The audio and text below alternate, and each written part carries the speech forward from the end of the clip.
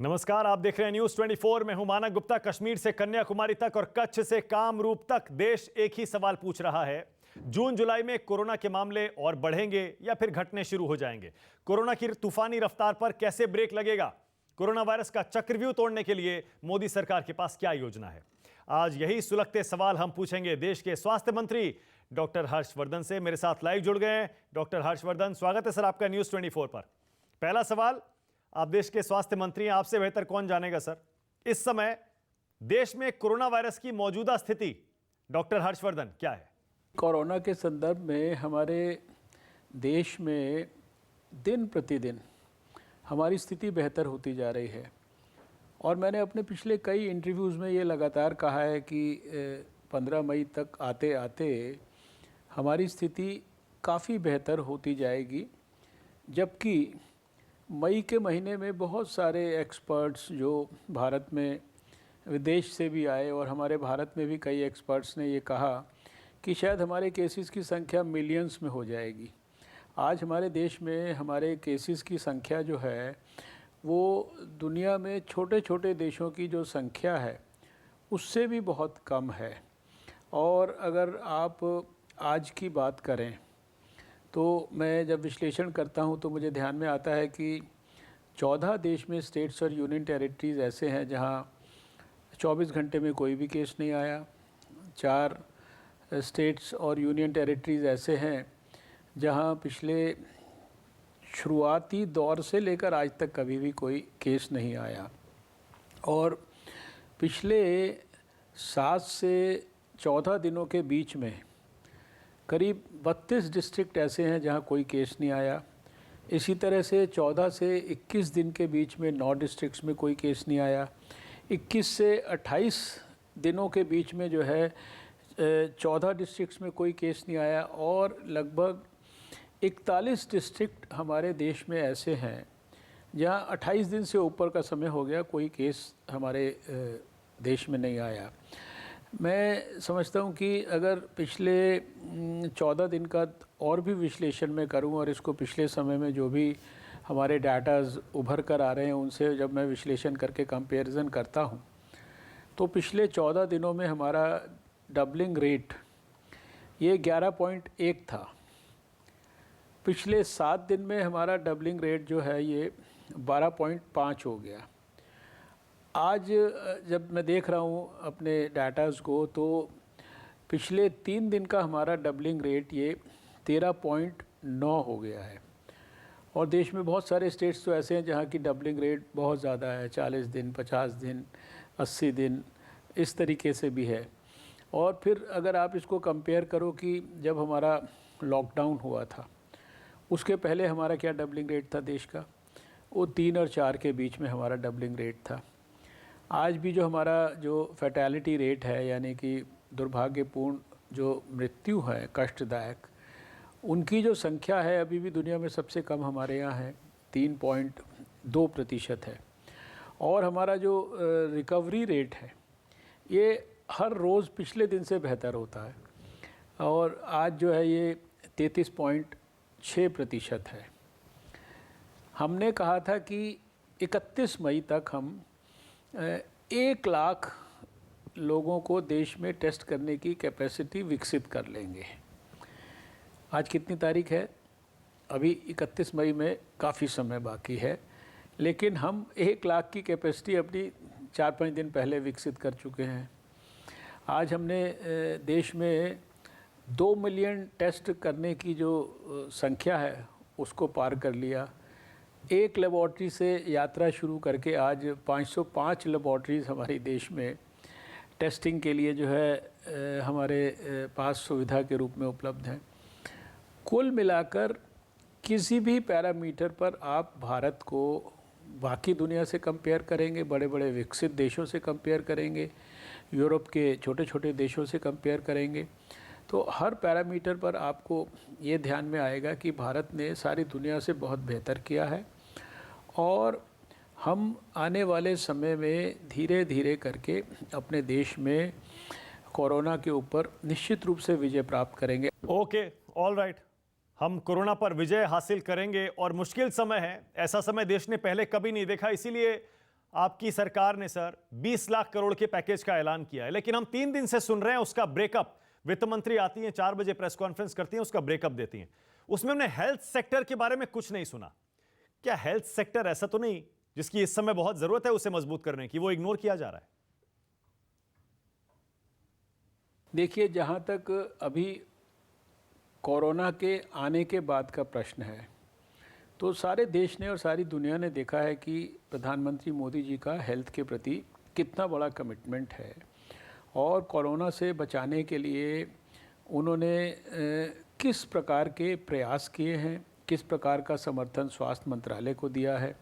शायद शुरुआती दौर के अंदर ही 15,000 करोड़ रुपए की उन्होंने हमारे लिए व्यवस्था की, जो हमने सारे स्टेट गवर्नमेंट्स को दिया कि भाई अगर विपदा बड़ी हो जाती है, तकलीफ़ ज़्यादा एक्सपेंड हो जाती है, तो सारे देश में इंफ्रास्ट्रक्चर को इम्प्रूव करो। हमने तुरंत स्टेट गवर्नमेंट्स को उसके लिए पर्याप्त मात्रा में जो नेशनल हेल्थ मिशन के थ्रू भी और पैसा हमने दिया सारा का सारा। और अभी मुझे पता है कि जो कोविड केयर फंड है उसके माध्यम से भी वो हमारे को मदद कर रहे हैं कई वेंटिलेटर्स की ख़रीद में, दूसरी चीज़ों में। और बड़े व्यापक पैमाने पर हेल्थ सेक्टर का आने वाले समय में एक्सपेंशन करने के लिए भी हम लोगों को इंडिकेशंस मिल रहे हैं, जिसमें हमें पूरी उम्मीद है कि हमें उसके अंदर भी काफ़ी बड़ा सहयोग जो है प्रधानमंत्री जी के आशीर्वाद से आने वाले समय में मिलेगा। जहाँ तक आपने कहा कि हेल्थ सेक्टर को इग्नोर किया गया है, तो इसमें कोई शक की बात नहीं कि पुराने समय में हेल्थ सेक्टर को जितनी प्राथमिकता मिलनी चाहिए थी वो कभी नहीं मिली। और ऐसे हेल्थ एक्टिविस्ट या ऐसे डॉक्टर या ऐसे पूर्व स्वास्थ्य मंत्री जो केंद्र में भी पहले रहा और दिल्ली में भी रहा, मैं कभी उससे संतुष्ट नहीं रहा। लेकिन पिछले 5 वर्ष में मैंने देखा कि प्रधानमंत्री नरेंद्र मोदी जी का हेल्थ के प्रति बहुत बड़ा कमिटमेंट है। ओके, ऑल राइट सर, मैं आगे बढ़ रहा हूं। पूरा देश ये जानना चाहता है और अब स्वास्थ्य मंत्री हमारे साथ बैठे हैं तो मैं वही पूरे देश का सवाल आपसे पूछ रहा हूं। हमारे देश में कौन कौन सी दवाओं की टेस्टिंग हो रही है सर सरकारी स्तर पर, और कौन सी दवा के अच्छे नतीजे अभी तक आए हैं जिससे लोगों में थोड़ी सी उम्मीद बंधे कि दवा आ रही है? हाइड्रोक्सीक्लोरोक्वीन है, उसको प्रोफाइलैक्सिस में किस प्रकार से इस्तेमाल करना है, या जो ज़्यादा रिस्क जिन वर्कर्स के साथ है या जो कोविड पॉजिटिव पेशेंट्स के जो कॉन्टैक्ट्स हैं उनके साथ है, उनके लिए इस दवा का किस प्रकार से इस्तेमाल होना चाहिए, उसके बारे में सारी गाइडलाइंस हैं, उस रिसर्च की मॉनिटरिंग है। इसी के साथ साथ जो है हम लोग कुछ जो आयुष की दवाइयों पे भी प्रोफाइलैक्सिस के लिए रिसर्च कर रहे हैं, जो CSIR और आयुष और वो ICMR के सपोर्ट से ये रिसर्च हमारा हो रहा है। दवाइयों के संदर्भ में अगर बात करें तो जो प्रमुख दवाइयां हैं उनके बारे में CSIR भी रिसर्च कर रहा है, क्लिनिकल ट्रायल्स भी हो रहे हैं। जो रेमडेसिविर दवा है, इसके संदर्भ में भी बहुत सारे इसके विभिन्न पहलुओं के ऊपर CSIR भी काम कर रहा है। तो साथ में वैक्सीन्स के डेवलपमेंट के बारे में भी अलग अलग स्थानों पर दवा की जो कंपनियां कई रिसर्च कर रही हैं, बायोटेक्नोलॉजी में रिसर्च हो रहा है। CSIR के वैज्ञानिक और ICMR के वैज्ञानिक ये सब मिलकर बहुत सारे पहलुओं पे काम कर रहे हैं। जेनेटिक सीक्वेंसिंग पे वायरस की काम कर रहे हैं, जिससे कि वायरस का जो आने वाले समय में वायरस को हैंडल करने के लिए बहुत सारी महत्वपूर्ण जानकारियाँ मिलेंगी। तो हमारे वैज्ञानिक देश के बहुत महत्वपूर्ण विषयों पर और बहुत गहराई और गंभीरता से काम कर रहे हैं। ओके, डॉक्टर हर्षवर्धन, आप सर आप खुद भी मान रहे हैं ये बात कि हमारे केसेस अभी भी लगातार बढ़ रहे हैं, हमारा ग्राफ ऊपर जा रहा है। ऐसे में आपने डिस्चार्ज पॉलिसी में हाल में एक बदलाव किया है जिसके तहत जिनके माइल्ड सिम्टम्स हैं उन लोगों को 14 दिन के बजाय अब 7 दिन तक ही रखने की बात कही गई है। 7 दिन तक ही रखने की बात कही गई है और उनका रिपीट टेस्ट भी नहीं होगा डिस्चार्ज करते समय। क्या ये बड़ा रिस्क नहीं है? देखिए, इतनी बड़ी जो पॉलिसी है कोई भी सरकार कोई कैजुअल तरीके से नहीं बनाती है। बहुत एक्सपर्ट्स ने पूरा इसके ऊपर अध्ययन किया है। जो ICMR ने इतने समय के अंदर 10 दिन 14 दिन में जो अपनी सारी ऑब्जर्वेशंस की, उसके आधार पर जो निष्कर्ष निकले, और इसके साथ साथ जो हमारी डिस्चार्ज पॉलिसी पहले टेस्ट बेस्ड थी, अब वो सिम्टम बेस्ड या टाइम बेस्ड हो गई है। लेकिन ये ऐसा नहीं कि ये कोई भारत ने कोई पहली बार ये कोई नया कोई एक्सपेरिमेंट किया है। सब चीज़ों का अध्ययन करने के बाद जो यूरोपियन रीजन है, अमेरिकन रीजन है, जो सेंटर फॉर डिज़ीज़ कंट्रोल है यूरोप का, अमेरिका का, वहाँ की सारी पॉलिसीज़ को अध्ययन करने के बाद इस पॉलिसी को इम्प्लीमेंट किया गया है। और इसमें लगभग 10 दिन के बाद अगर आपको सिम्टम्स नहीं है और ख़ासकर पिछले 3 दिन के अंदर आपको फीवर नहीं है, तो फिर आपको कोई टेस्ट कराने की ज़रूरत नहीं है, आपको छुट्टी किया जाती है। और छुट्टी करने पे भी उसके भी 7 दिन के बाद आपको घर जाके क्वारंटाइन होना होता है। इसलिए सब प्रकार की मेडिकल दृष्टि से, टेक्निकल दृष्टि से सावधानियां लेने के बाद इस पॉलिसी को बनाया गया है। और वैसे भी 10 दिन के बाद जो मरीज़ है उसकी एक्सपर्ट्स के अनुसार जो इन्फेक्टिविटी है, एक बार सिम्टम्स डेवलप होने के थोड़ा पहले या थोड़ा बाद में तो वो दूसरे को इन्फेक्ट कर सकता है। 10 दिन के बाद उसके दूसरे को इन्फेक्ट करने की कोई संभावना नहीं होती। ऐसा माना जाता है कि वायरस भी जो है उस समय तक पूरी तरह से डेड हो चुका होता है। Okay, all right. Doctor Harshvardhan, Hindustan में ही हमारे वैज्ञानिकों ने कोरोना वायरस के इस स्ट्रेन को अलग कर लिया है। ये बड़ी कामयाबी दुनिया भर में मानी गई थी। हमारे यहाँ वैक्सीन पर भी काम चल रहा है, उस पर क्या अपडेट है सर? दवा नहीं तो वैक्सीन ही सही, लोग यही सोच रहे हैं, वैक्सीन ही आ जाए। तो कब तक वैक्सीन आ सकती है इसकी? देखिए, भारत के वैज्ञानिकों पे हमें गर्व है, क्योंकि भारत गिने चुने दुनिया के देशों में से है जिसने वायरस को आइसोलेट भी किया है और वायरस की जेनेटिक सीक्वेंसिंग भी हो रही है। इसमें जहां एक तरफ हमारे बायोटेक्नोलॉजी डिपार्टमेंट के वैज्ञानिक काम कर रहे हैं, CSIR के वैज्ञानिक काम कर रहे हैं, ICMR के लोग काम कर रहे हैं, NCDC काम कर रहा है।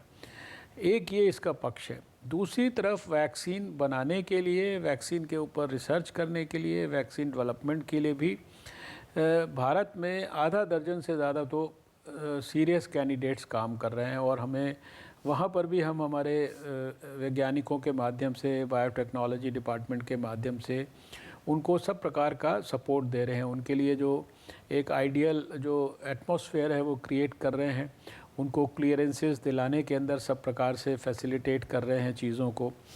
और दूसरी तरफ पूरे संसार में विश्व स्वास्थ्य संगठन की मदद से बहुत सारे देश, और उसमें 100 से ज़्यादा वैक्सीन कैंडिडेट्स हैं जो अलग अलग जो है काम कर रहे हैं, और वो सब मिलकर भी प्रयास कर रहे हैं। भारत उन प्रयासों के अंदर भी जो है अपना कंट्रीब्यूशन कर रहा है। अब ये कहना बहुत मुश्किल है कि वैक्सीन जो है कब तक आ जाएगी, क्योंकि वैक्सीन का डेवलपमेंट है, नई ड्रग की डिस्कवरी है, या रीपर्पसिंग ऑफ ड्रग्स के ऊपर जो रिसर्च है, इस तरह के विषय, ये इफ़ वी आर लकी तो ये इनका समाधान जल्दी भी हो सकता है, और अगर हम लकी नहीं है तो इनके समाधान में देरी भी हो सकती है। डॉक्टर हर्षवर्धन, आपने सुना होगा सर, WHO ने अभी हाल ही में कहा कि हो सकता है ये कोरोना वायरस कभी भी ना मरे, कभी भी खत्म ना हो। अब मुझे उस पर याद आता है एम्स के डायरेक्टर रणदीप गुलेरिया, डॉक्टर रणदीप गुलेरिया का बयान, जब वो कह रहे थे जून जुलाई में हिंदुस्तान में पीक करेगा कोरोना वायरस, यानी कि बाकी देशों से हम अलग नहीं होंगे ऐसा लगता है। क्या अमेरिका, इटली जैसे हालात तो नहीं हो जाएंगे हिंदुस्तान में? मैंने डॉक्टर गुलेरिया के बयान को सिर्फ अखबारों में पढ़ा है, इसके बारे में उनसे कोई मेरी चर्चा नहीं हुई है। लेकिन जिस प्रकार से भारत पिछले 3-4 महीने से लगातार कोरोना के ख़िलाफ़ जंग को लड़ रहा है, और जिस तरह से अभी साफ नज़र आता है कि हम इस जंग में वायरस के ऊपर काफ़ी हद तक अपने कंट्रोल को स्थापित करने में सफल हुए हैं, और जिस तरह की हमने सारी तैयारियां की हैं, जिस तरह से हम अपनी डिफरेंशियल स्ट्रैटेजी अपना रहे हैं, जिस तरीके से हमारे को सारे देश में एक डिस्ट्रिक्ट के अंदर भी, एक छोटे से कंटेनमेंट जोन में भी, और उसके आगे नीचे माइक्रो लेवल तक बीमारी कहाँ कहाँ है उसके बारे में पता है, उसको ढूंढने के जिस प्रकार के हम प्रयास कर रहे हैं, उसको कंट्रोल करने के जिस प्रकार के हम प्रयास कर रहे हैं और जिस प्रकार के नतीजे हमको मिल रहे हैं, उसके आधार पर मैं विश्वास के साथ देश के लोगों को कहना चाहता हूँ कि भारत इटली कभी नहीं बनेगा। भारत में इस प्रकार की दुर्भाग्यपूर्ण परिस्थिति जैसी दुनिया के बहुत सारे देशों में इंक्लूडिंग अमेरिका में आई है, ऐसी भारत में कभी नहीं आई। ये बात सुनकर मुझे पता है पूरे देश के लोगों ने राहत की सांस ली होगी, क्योंकि स्वास्थ्य मंत्री देश के कह रहे हैं अमेरिका और इटली जैसी हालत हिंदुस्तान में कभी नहीं होगी। डॉक्टर हर्षवर्धन, देश के बहुत सारे ऐसे राज्य हैं जहां पर कोरोना वायरस बहुत बड़ा विकराल रूप अभी तक उसने हासिल नहीं किया है, ज्यादा चिंता की बात नहीं है, लेकिन महाराष्ट्र, गुजरात, दिल्ली या फिर 2-4 और इलाके, इनको देखकर लगता है और मन में सवाल आता है, कहीं कम्युनिटी ट्रांसमिशन शुरू तो नहीं हो गया है देश में? देखिए, ज़्यादा कहीं पे केसेस आने का मतलब कम्युनिटी ट्रांसमिशन नहीं होता। कम्युनिटी ट्रांसमिशन उसको कहते हैं जिसमें कि हम जो बीमारी कहीं पर दिखती है उसको हम एट्रीब्यूट ना कर पाएँ, उसको हम लिंकअप ना कर पाएँ जो बीमारी के ओरिजिनल केसेस से। तो हमने अपने देश में बहुत जितने भी वैज्ञानिक तरीके होते हैं इसको खोजने के कि क्या हम देश में कम्युनिटी ट्रांसमिशन यानी स्टेज 3 में तो नहीं गए हैं, वो हमने सब के सब टेस्ट करके देखे हैं। अभी तो जो नॉन अफेक्टेड डिस्ट्रिक्ट हैं जहाँ पे हम अपने स्टेट्स को कह रहे हैं कि आप 250, 300, 400 तक टेस्ट करो सारी के या ILI के, वहाँ पे कई स्टेट्स ने कई हज़ार टेस्ट कर लिए और वो कई हज़ार टेस्ट भी नेगेटिव आ रहे हैं। इसलिए और ये बात जो हम आपसे कह रहे हैं, मैं अपने सब इंटरव्यूज़ में मुझसे यही बार बार घूम फिर के सवाल लोग पूछते हैं और हर बार मैं इसी तरह से जवाब देता हूँ। इसकी पुष्टि विश्व स्वास्थ्य संगठन भी कर चुका है। विश्व स्वास्थ्य संगठन ने भी आज तक ये माना है कि भारत में कोई कम्युनिटी ट्रांसमिशन नहीं हुआ है और हम बीमारी पर बहुत पैनी निगाह रखे हुए हैं और हम अपनी बहुत गहराई से इस संदर्भ में भी सचेत हैं, जागरूक हैं और इसका पूरा ख्याल कर रहे हैं कि हमारे देश में किसी भी कीमत पर कम्युनिटी ट्रांसमिशन ना हो। और मैं बड़े गर्व के साथ कह सकता हूं कि हमने अपने देश को कम्युनिटी ट्रांसमिशन में जाने से पूरी तरह से बचाया है। ओके डॉक्टर हर्षवर्धन, एक और ऐसी बात कह रहे हैं जिससे लोगों ने राहत की सांस ली होगी कि देश अभी तक स्टेज 3 में नहीं गया है, कम्युनिटी ट्रांसमिशन देश में नहीं हुआ है।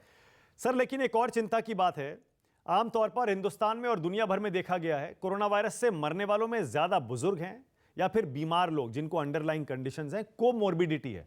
लेकिन बहुत सारे केस ऐसे भी आ रहे हैं जो युवा हैं, नौजवान हैं, बुजुर्ग नहीं है और कोई बीमारी भी नहीं है। ऐसा क्यों है? नहीं, देखिए, ये तो सारे दुनिया में भी देखा गया। विश्व स्वास्थ्य संगठन ने भी अपने डाटाज में कहा और हमने भी भारत में अभी तक ये देखा कि 80% से ज़्यादा जो मौतें हुई हैं, ये सभी स्टेट्स ने भी हमारे को ये बात शेयर की है, सभी हेल्थ मिनिस्टर्स ने भी ये बात हमसे शेयर की है कि ज़्यादातर जो मौतें हो रही हैं वो उन मरीज़ों में ज़्यादा हो रही हैं जो पहले से किसी न किसी रोग से ग्रसित थे, पीड़ित थे। किसी को हार्ट की कंडीशन थी, किसी को डायबिटीज़ थी, किसी को ब्लड प्रेशर था, किसी को जो लंग्स की पहले से बीमारी थी, किसी को किडनी की कोई बीमारी थी, यानी पहले से कोई ना कोई बीमारियां थी या किसी को ओल्ड एज के कारण ही बहुत सारी तकलीफ़ें थी। ऐसे लोग जब बीमार हो गए तो उनका शरीर जो है वो कोरोना वायरस के ख़िलाफ़ जंग को उतनी मजबूती से नहीं लड़ पाया, या ऐसे मरीज़ों को हम समय पर अस्पताल में नहीं लेके गए।